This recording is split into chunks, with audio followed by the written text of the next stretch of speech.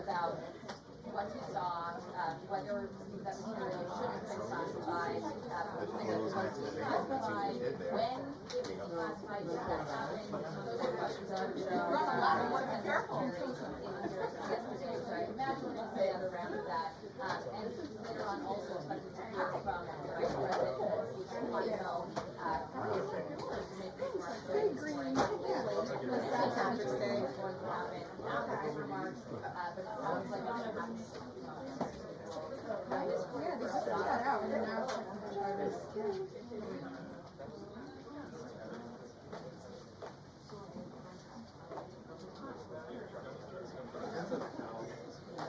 Back to move your elbows.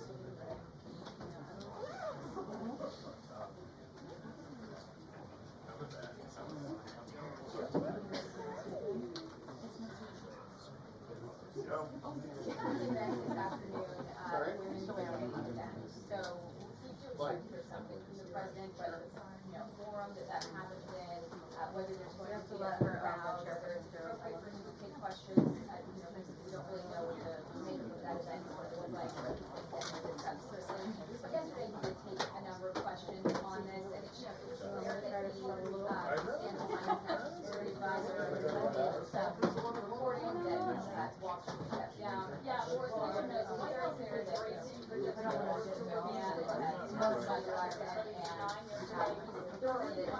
that communications happened in the facility, but they're going to look into how this reporter got into the chat, and we'll see what happens after that. And we've seen them out in the field today.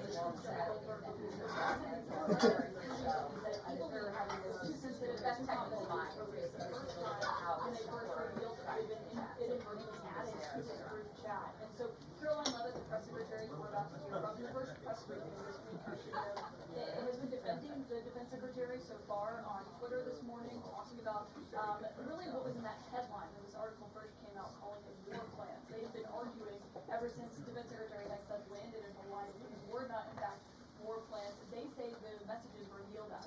Obviously, we're seeing Republican lawmakers, even on Capitol Hill, raising questions about that and saying that some of them do believe that this is classified information. And so, really, the question is what comes down to the president himself. As you heard, he did an interview earlier today. He was saying that he believed it was a staffer from the National Security Council who initially added this reporter to this message about these sensitive plans that they were discussing. Mike Waltz himself, the National Security Advisor, acknowledged last night that he was the one who added and said he took full responsibility for that for us.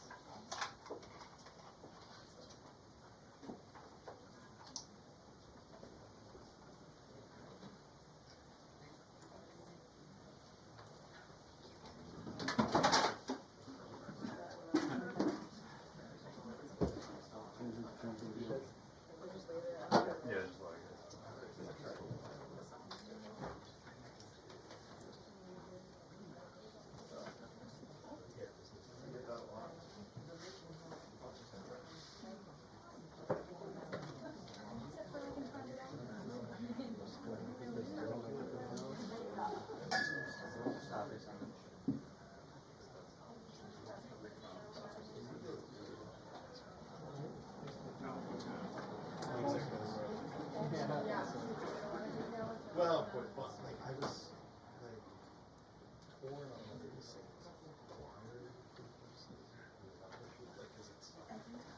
Because it is required.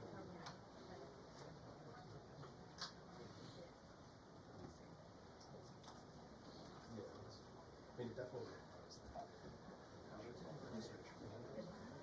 Like associated directly states. Well, tell states and hotels. Let's say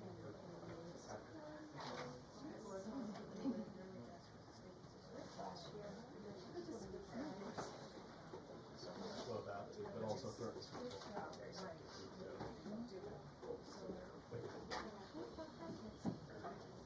Yeah.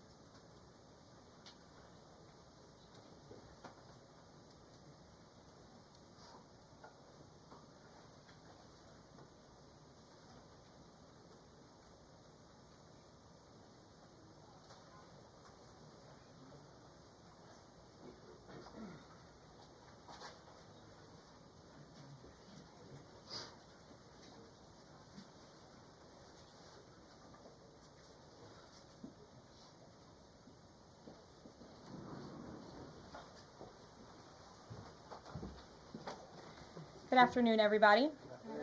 Good to see you all.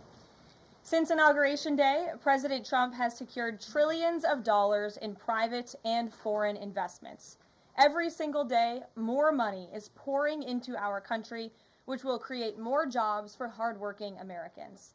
Today, Schneider Electric pledged to invest more than $700 million in the United States to boost American energy infrastructure and AI.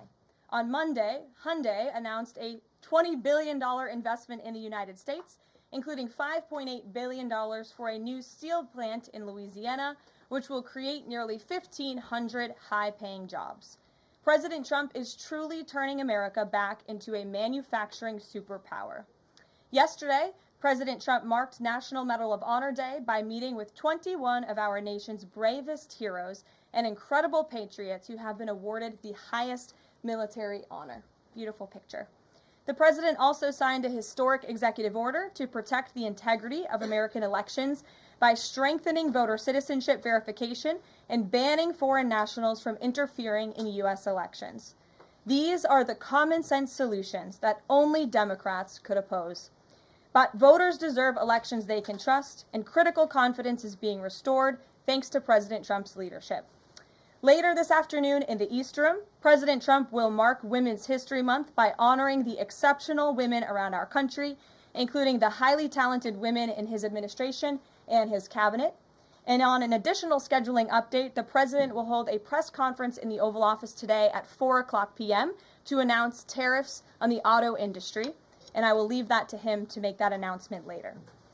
Unfortunately, all of this good is happening for our country. This administration is working hard on behalf of the American public every day, but the mainstream media continues to be focused on a sensationalized story from the failing Atlantic magazine that is falling apart by the hour. Here are the facts. The National Security Advisor has taken responsibility for this matter, and the National Security Council immediately said, alongside the White House counsel's office, that they are looking into how a reporter's number was inadvertently added to this messaging thread. We have said all along that no classified material was sent on this messaging thread. There were no locations, no sources, or methods revealed, and there were certainly no war plans discussed. The Atlantic has even admitted this themselves. Their release of these internal messages validates the truth, which we have been saying all along. If this story proves anything, it proves that Democrats and their propagandists in the mainstream media know how to fabricate, orchestrate, and disseminate a misinformation campaign quite well. And there's arguably no one in the media who loves manufacturing and pushing hoaxes more than Jeffrey Goldberg. Goldberg is an anti-Trump hater. He is a registered Democrat. Goldberg's wife is also a registered Democrat and a big Democrat donor who used to work under who? Hillary Clinton. This is the same Jeffrey Goldberg who infamously lied about weapons of mass destruction to get us into the Iraq War, which cost trillions of dollars and thousands of American soldiers. And how else has Goldberg discredited himself? By absurdly claiming that President Trump was Vladimir Putin during the 2016 campaign, by peddling the Russia, Russia, Russia hoax that tried to hijack President Trump's first term, by inventing the suckers and losers hoax to help Joe Biden in the 2020 election, by peddling a hoax about President Trump involving Gold Star families to help Kamala Harris in the 2024 election, which our campaign at the time vigorously denied. Jeffrey Goldberg didn't care. There's more, but we don't have all day, and we can now add this signal hoax to this very long list. The real story here is the overwhelming success of President Trump's decisive military action against Houthi terrorists. On March 15th, President Trump ordered a series of military operations against the terrorist Houthis to defend U.S. shipping assets in the Red Sea, restore freedom of navigation for international shipping, and defend the United States from enemy threats. United States forces successfully struck dozens of targets across Houthi-controlled territory. And as a result of these actions, several Houthi leaders were killed, including the Houthi drone chief, his deputy, and several of their drone experts and other key leaders.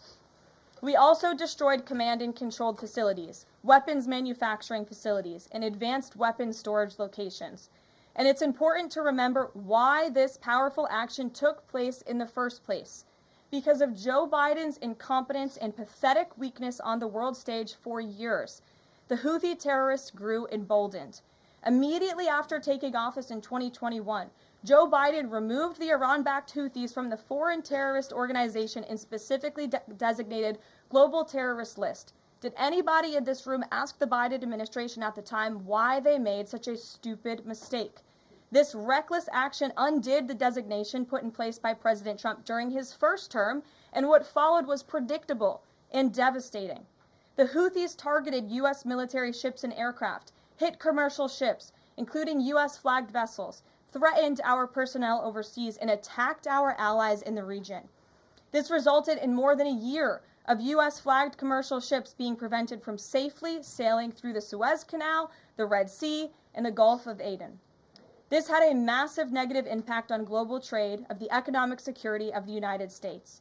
Joe Biden was the commander-in-chief, and he sat on his hands while the United States of America was bullied and embarrassed by terrorists. President Trump and his team are putting a stop to these threats and restoring American strength around the world. The Trump peace through strength approach means no terrorist force will stop American commercial and naval vessels from freely sailing the waterways of the world. But unfortunately, this is not what the Democrats and the media want to talk about. They are focused on a coordinated campaign to try and sow chaos in this White House. And this has been the most successful first 2 months of any administration ever, which is exactly why they are doing this. We are not going to bend in the face of this insincere outrage. And here's just one example of how bad faith the Democrats' criticisms are. Democrat Senator Mark Warner is hysterical over the use of Signal, which is an approved decrypted app, and the killing of Houthi terrorists. But Senator Warner himself used Signal to work with a lobbyist for a Russian oligarch to connect the disgraced Steele dossier author who started the Russia hoax, which Jeffrey Goldberg later reported on. How ironic. We're not going to lose focus of the bottom line, which is that Joe Biden's weakness enabled and emboldened Houthi terrorists, and President Trump's strength and resolve eliminated those terrorists. Here in our new media seat today, we have Lindsay Keith. She is the managing editor for Merit TV and serves as their White House correspondent. Merit TV launched 1 year ago and creates and distributes content across diverse platforms. We're glad to have you with us, Lindsay. Please kick us off. Thank you, Caroline. I appreciate it and this opportunity for Merit TV. 2 questions, if I may. One on Signal, one on the economy. Sure. On Signal, How comfortable is the president with what was shared so far now that the chain has been released? The president's view on all of this remains the same today as it did yesterday. And I think it speaks volumes about the leadership of this president that he went directly to all of you, members of the press corps. He was asked, do you want someone else to go out and do a briefing? And he said, no. I will tackle this story. I will discuss it. The people need to hear from me about the situation. And so his thoughts on this remain the same today. He has placed great trust in his national security team. And as for the usage of Signal, as the president said yesterday, as the CIA director has testified under oath, this is an approved app. It's an encrypted app. The Department of Defense, the Department of State, the CIA has it loaded onto government phones because it is the most secure and efficient way to communicate. As for, again, the original situation in this messaging thread, the National Security Council, the White House counsel's office continues to look in to how this mistake, which the National Security Advisor has owned, occurred, and the president has ensured they are doing that. On the economy, consumer confidence hit a 4-year low this month. Can you help explain to the American people how tariffs will help them in the long run? Yeah, absolutely, and I'm grateful for the question. The American public will hear later this afternoon from the president directly on the topic of tariffs. And as you all know, April 2nd day, President Trump has proudly dubbed it Liberation Day for our country. What he means by that is it will be a day where the United States of America will no longer be ripped off by nations around this world. It will be a day where Americans finally see free and fair trade practices restored. We are no longer going to allow our allies, our competitors, and our adversaries to take advantage of American workers. And if you think about your hometown in the state that you grew up, Main Street looks a lot different today than it did many years ago. And President Trump wants to restore America as a manufacturing superpower around the globe. He wants products to be made right here in our great country with great hardworking American hands that will ultimately result in higher wages and more money in the pockets of the American people. And he's also, in addition to tariffs, also determined to pass tax cuts later this year, as he did successfully in his first term, to put even more money back into the pockets of hardworking Americans.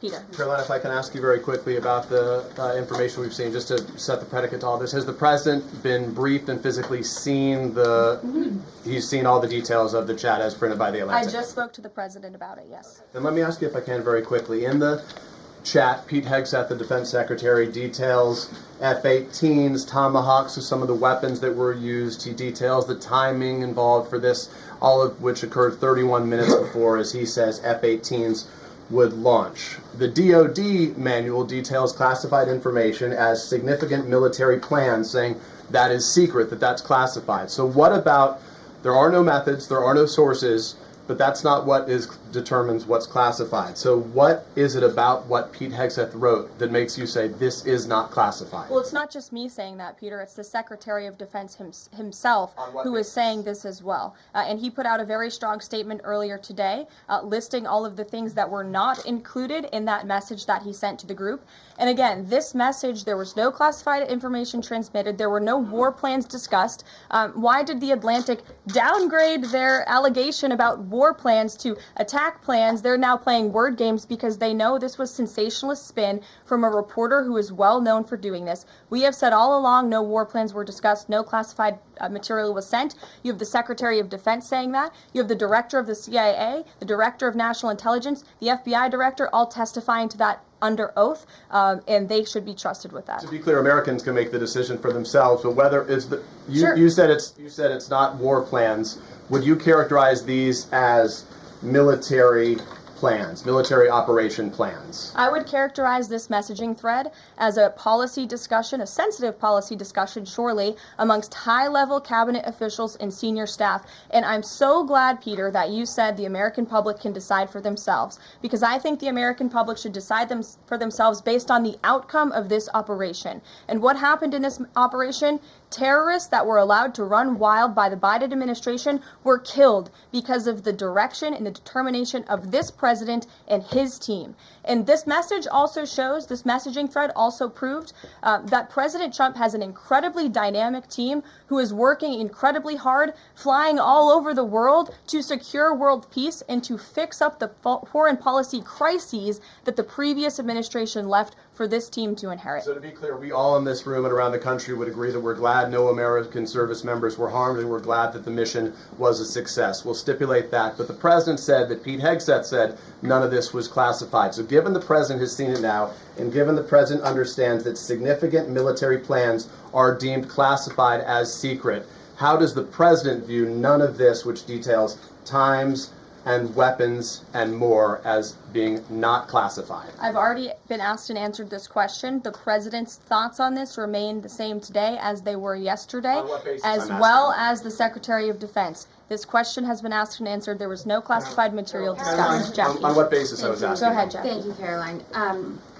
So why aren't launch times on a mission strike classified? Again, I would defer you to the Secretary of Defense's statement he put out this morning. There were various reasons he listed, things that were not included in that messaging thread that were not classified. And again, going back to the American public, do you trust the Secretary of Defense, who was nominated for this role, voted by the United States Senate into this role, who has served in combat, honorably served our nation in uniform? Or do you trust Jeffrey Goldberg, who is a registered Democrat and an anti-Trump sensationalist reporter? This president and this national security team are putting our national security and the American people first. We are restoring American strength around the world, and the results of this operation speak for themselves. Putting aside Jeffrey Goldberg, though, just for for American service members who are going to have to carry out these missions in the future, what I guess the message that's coming from the response to all this that we're hearing is that nothing sensitive happened,